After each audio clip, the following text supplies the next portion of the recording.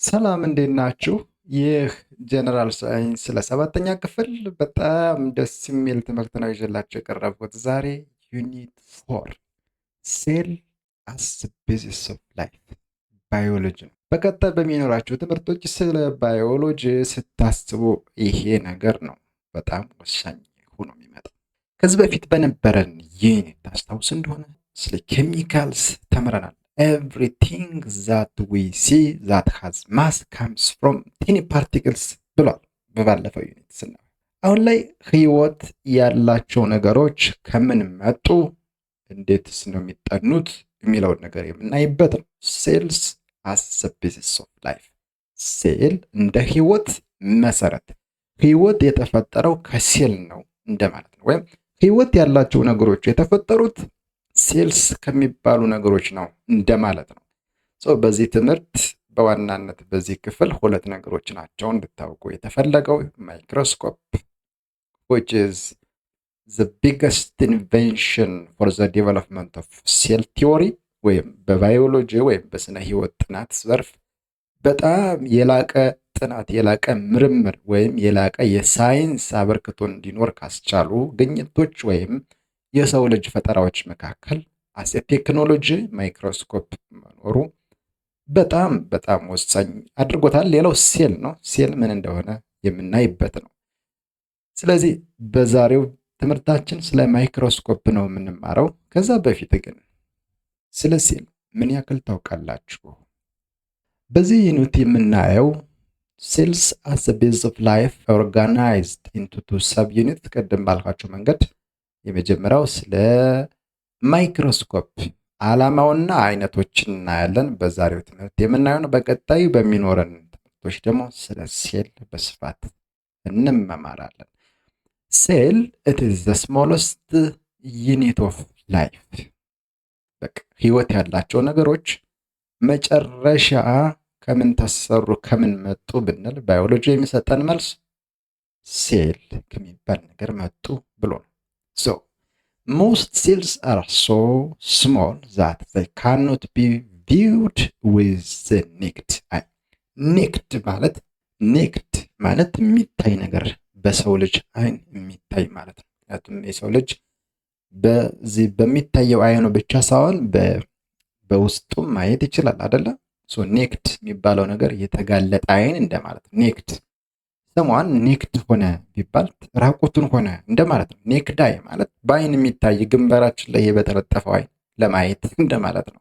ሶ በዚህ አይናችን ማየት ስለማንችል እነዚህ ሴልስ ምንላቸው በጣም ትንሽ በመሆናቸው ምክንያት ሳይንቲስቶች ከዘመናት በኋላ አጉልቶ የሚያሳያቸውንና በጣም የተሻለ ምርምር ለማግኘት ወይ ደግሞ ለማድረግ የሚያስችላቸውን መሳሪያ መፍጠር ነበረባቸውና ማይክሮስኮፕ የሚባል ነገር ሰርተዋል። በዛሬው ትምህርታችን ቀጥታ ስለ ማይክሮስኮፕ እናወራለን። ማይክሮስኮፕ which have opened up a whole new dimension in science በሳይንስ በጣም አዲስ የሆነ ገጽታ አዲስ የሆነ መስመር ነው የከፈተው ማይክሮስኮፕ ባይኑ ኑሮ አሁን የደረሰበት በተለያየ በኦፕሬሽን ብትወዱ በተለያየ ሜዲኬሽን ሳይንስ ብዙም አይሄድም ነበር። መድኃኒቶችን ለማምረት የሰው ልጆችን በተለያየ መንገድ አድቫንስድ በሆነ መንገድ ለመመርመር ማይክሮስኮፕ በጣም ወሳኝ ማሽን፣ በጣም ቲኒ የሚባሉ ስሞል ወይ ደግሞ ማይክሮ ኦርጋኒዝምስ የሚባሉ በቀላሉ ማየት የማንችላቸውን የሳይንስ ጥናትን በትክክል ለማስኬድ የሚያስቸግረን እሱን ለማግኘት ወይ ደግሞ ለማየት የማንችላቸውን ነገሮች እንድናይ የሚያስችለን እግዚአብሔር ከፈጠረልን አይን በተጨማሪ አይናችንን ሞር እንድንጠቀምበት ካስቻለን ማሽን መካከል አንዱ ማይክሮስኮፕ ነው። ለምሳሌ አኒማልስ፣ ፈንጌ፣ ፕላንትስ የሚባሉ ወይ ደግሞ የእነሱ በጣም ስሞለስት ማይክሮ የሆነውን ፓርታቸውን ለማየት ወይም ሴል የሚለውን ነገር ለማየት ማይክሮስኮፕ በጣም ወሳኝ ማሽን ነው።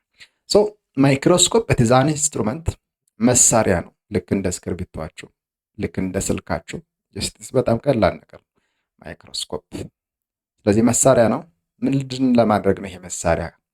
ይሄ መሳሪያ ግን አገልግሎቱ ለምንድን ነው? ቱ ኦብዘርቭ ኦብጀክትስ ነገሮችን፣ እቃዎችን ሴልን ጨምረው ዛት ካንኖት ቢ ሲን ክሊርሊ ዊዝ ኔክድ አይ በአይናችን ፈጣሪ በፈጠረልን አይን በቀላሉ ማየት የማንችላቸውን ነገሮች አጉልቶና አጥርቶ ለማየት የሚያገለግለን መሳሪያ ነው። የማይክሮስኮፕ ዩዝስ ሌንስስ እንዴት ነው አጉልቶ እና አጥርቶ የሚያሳየን ስንል ሌንስ የሚባል ነገር አለ። በሰው ልጆች አይንም ሌንስ አለ አይደለ? ሌንሳችን ከተቃጠለች ነው ማየት የማንችለው። በዚች ሌንሳችን ማታም ሆነ ቀን እናይበታለን። ስልካችን በየትኛውም መንገድ ብናለቅስበት ምን ብንለበት ዞሮ ዞሮ ሌንሳችን ስለምታይ ነው ማየት የምንችለው። ሌንሳችን በምታየውን መልእክት አእምሯችን ካነበበ በኋላ ማየት እንችላለን። ሶ ማይክሮስኮፕም ልክ በሰው ልጆች አይን ሞዴል በሚመስል አኳኋን የተፈጠረ አይነት ማሽን ነው። ስለዚህ ሌንስ ይጠቀማል። ሌንስ ሲስተም አለው ማለት ነው። ሶ ይሄ ሌንስ ሲስተም አንደኛ አጉልቶ ያሳያል፣ ማግኒፋይ አድርጎ ያሳያል። አጉልቶ ሳይዙን ጨምሮ ማለት መጠኑን ጨምሮ አሳድጎ ያሳየናል። እንደገና ደግሞ አጥርቶ ያሳያል። ሌላው ማይክሮስኮፒክ ማለት በጣም ትንሽዬ ማለት ነው። which is invisible to the eye unless aided by microscope። ማይክሮስኮፕ እንድንጠቀም የሚያስገድድ እንደማለት ያህል በአይናችን ማየት ስለማንችል ማይክሮስኮፕ እንድንጠቀም የሚያስገድድ በጣም ትንሽ ነው በሳይዝ ደረጃ። ሶ ማይክሮስኮፒክ የሆነ ማየት የምንችለው ሴል ሊሆን ይችላል። ማይክሮስኮፒክ ሴል ወይ ማይክሮስኮፒክ ማይክሮ ኦርጋኒዝም ሊሆን ይችላል። ሶ ማይክሮስኮፒክ ኦርጋኒዝም ብንለውም ያስኬዳል። በማይክሮስኮፕ መታየት የሚገባው ነገር እንደማለት ነው። ዘ ሳይንስ ኦፍ ኢንቨስቲጌቲንግ ስሞል ኦብጀክትስ ዩዚንግ ሰች ወይ ደግሞ ዩዚንግ ዚስ ማይክሮስኮፕ ኢዝ ኮልድ ማይክሮስኮፒ። ሂደቱ ነው፣ ሳይንሱ ነው። ማሽኑ ማይክሮስኮፕ ነው። ማይክሮስኮፕን ተጠቅመን የምናደርገው ጥናት ያ ምልከታው ያ ኦብዘርቬሽን ያ ኢንቨስቲጌሽን ያ ሪሰርች ምን ይባላል? ማይክሮስኮፒ ይባላል።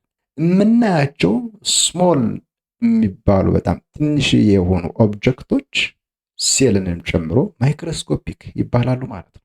ዋት ኢዝ ዘ ዩዝ ኦፍ ማይክሮስኮፕ? ለምንድን ነው የሚያገለግለን? ቅድም እንዳልነው አንደኛው ኢት ማግኒፋይስ ዘ ሳይዝ ኦፍ ዛት ኦብጀክት፣ ሳይዙን ጨምሮ በጣም አጉልቶ አቅርቦ ያሳየናል። መጀመሪያ በተፈጥሮ ካለው መጠን አግዝፎ ያሳየናል። አንዱ ነገር አቅርቦ ያሳየናል። ስለሚያቀርበው አግዝፎ ያሳየናል። ኦኬ፣ ከዚህ በኋላ ማይክሮስኮፕ የሚባለውን ኢንስትሩመንት በመፍጠር ሂደት ላይ መቼ፣ እነማን፣ በምን መንገድ ጀመሩት የሚለውን በጣም ወሳኝ የሆነ ነገር እንነጋገር። ከትምህርቱ ጋር እንደሆናችሁ ተስፋ አድርጋለሁ። ሰብስክራይብ ብታደርጉ አንደኛ ቻናሉንም ትደግፋላችሁ። ሞር ለተለያዩ ተማሪዎችና እውቀት ለሚፈልጉ ሁሉ እንዲደርስ በጣም በጣም ወሳኝ ሚናችሁን መጫወት ትችላላችሁ። በዚህ መንገድ ወደ ትምህርታችን እንቀጥላለን።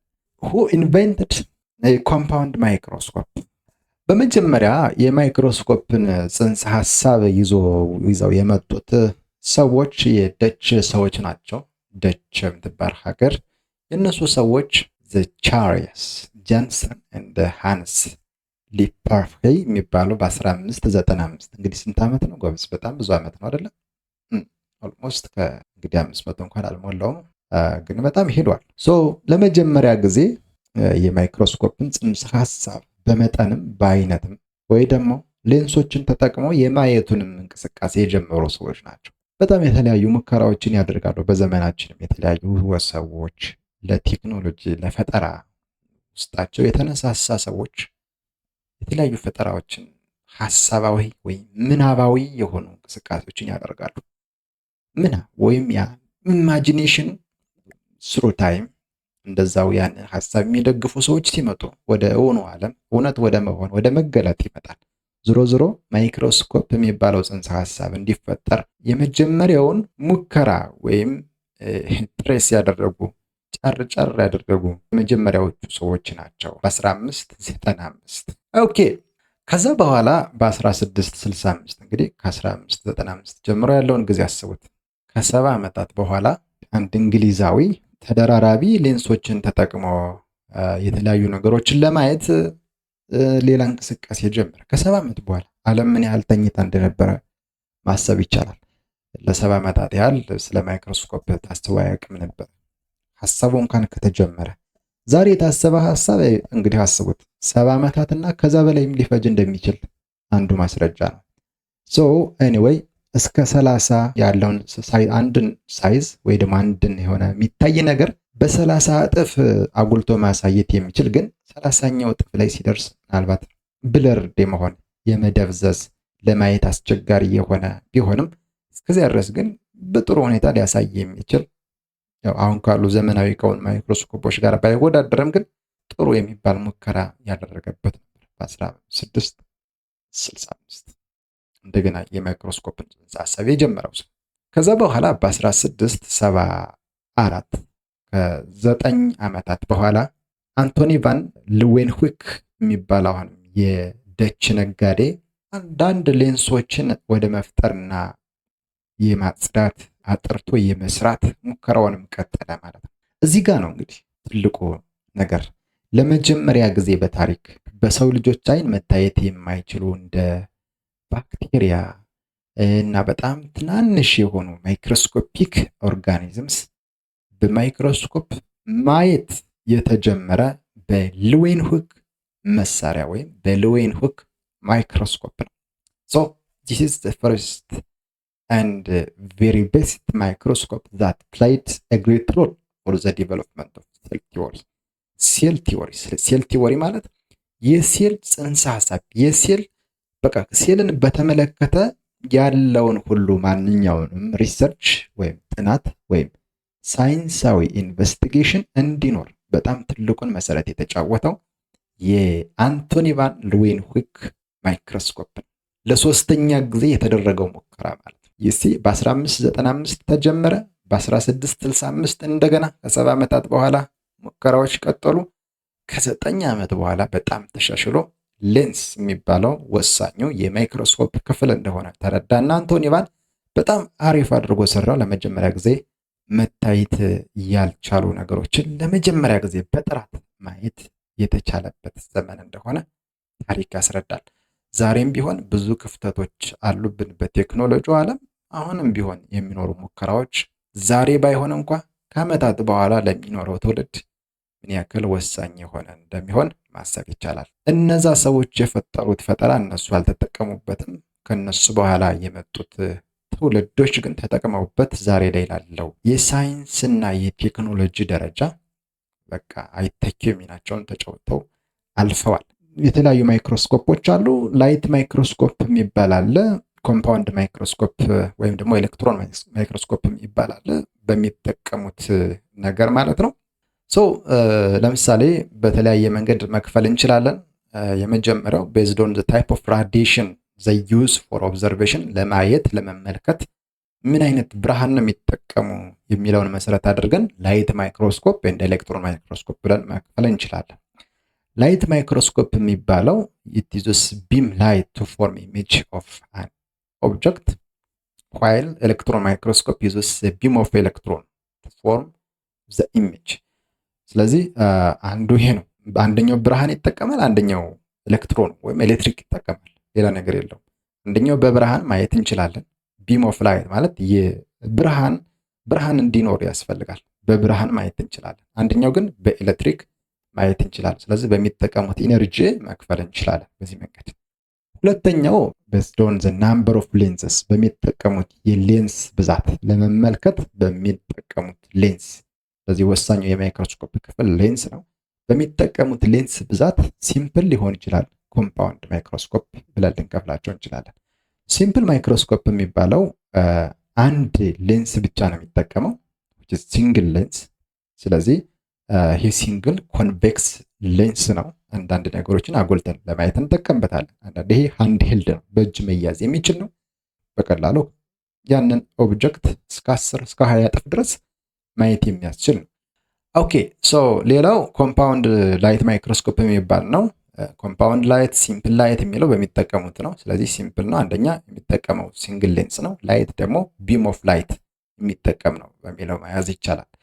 ኮምፓውንድ ላይት የሚለው ደግሞ ከአንድ በላይ ሌንስ ነው የሚጠቀም። እንደገና ደግሞ ምስሉን ለማየት የምንጠቀመው ደግሞ ብርሃን ነው ማለት ነው። ሶርሱ ኢነርጂው ኤሌክትሮን ሳይሆን። በዚህ መንገድ ኮምፓውንድ ማይክሮስኮፕ ከአንድ በላይ ሌንስ ነው የሚጠቀም ወይ ደግሞ ሲስተም ኦፍ ሌንስስ ወይም ሌንስ ሲስተምስ በተመሳሳይ ሰዓት የአንድን እይታ ወይም ማግኒፊኬሽን እና ሪዞሉሽንን ጨምረን ለማየት የሚያገለግል ነው። ማግኒፊኬሽን ማለት የምንመለከተውን ነገር አቅርቦ ማየት ነው። ሪዞሉሽን ማየት ደግሞ አጥርቶ ማየት ነው። ስለዚህ እነዚህ ሁለት ነገሮች አሉ። ዘ ቱ ሌንስ ሲስተምስ አር አይፒስ፣ ኦኩላር ሌንስ ኤንድ ኦብጀክቲቭ ሌንስ የሚባሉ የተለያዩ ክፍሎች አሉ። ሰው እያንዳንዳቸው ምን ማድረግ እንደሚችሉ ከዚህ ማንበብ ትችላላችሁ። ሁለት ነገሮችን ግን ልብ በሉ። ማግኒፊኬሽን ምንድን ነው? ሪዞሉሽን ምንድን ነው? ማግኒፊኬሽን የምናየውን ነገር መጠኑን አተልቆ ያሳየን። አተልቆ አሳየን ማለት ሪዞሉሽኑ ወይ ደግሞ በጥራት አሳየን ማለት አይደለም።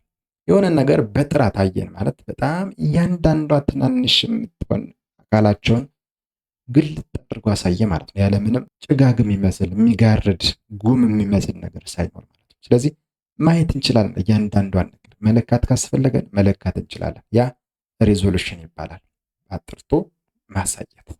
ስለዚህ የማይክሮስኮፕ አቅም ሁለቱንም ማድረግ የሚችል በመሆኑ ነው። ስለዚህ እዚህ ጋር እንደምታዩት ማይክሮስኮፕ ይህንን ይመስላል። ማየት የምትችሉትን ነገር እየቀያየራችሁ በተለያዩ ሌንሶች ማየት ትችላላችሁ ማለት ነው። ይህንን ላቦራቶሪያችሁ ላይ ማየት በሚችሉበት አግባብ መምህሮቻችሁ ያሳያችኋል። በትጋት ማይክሮስኮፕ ምን እንደሚመስል እንድታዩ እመክራችኋለሁ። እያንዳንዱ የማይክሮስኮፕ ክፍል ምን ዓላማ እንዳለው እንደዚሁ አንደርስታንድ ማድረግ ነው። ማሽን ባይ ሰልፍ እሱን ነገር እንድታደርጉ ጠይቃችኋለሁ። ሞር አንደርስታንድ እንድታደርጉ አንድ ማይክሮስኮፕ እስከ 40 እጥፍ ማየት የሚያስችል ከዛም በላይ አሁን ላይ ያለው የዘመናዊ ዓለም በጣም አድቫንስድ የሆኑ ማይክሮስኮፖችን እየፈጠረ መጥቷል። አሁን ላይ ሞር ኦፍ ቴክኖሎጂም እየጨመረ ስለሆነ ዛት ማች የበፊቶች አይነት ማይክሮስኮፕ ሳይሆን በጣም አድገው መጥተዋል ማለት ነው። የዛሬው ትምህርታችን ይህን ይመስላል። በቀጣይ አይ ዊል ሲ ዩ ኦን ሴል። ሴል ምንድን ነው? እዛ እንገናኛለን።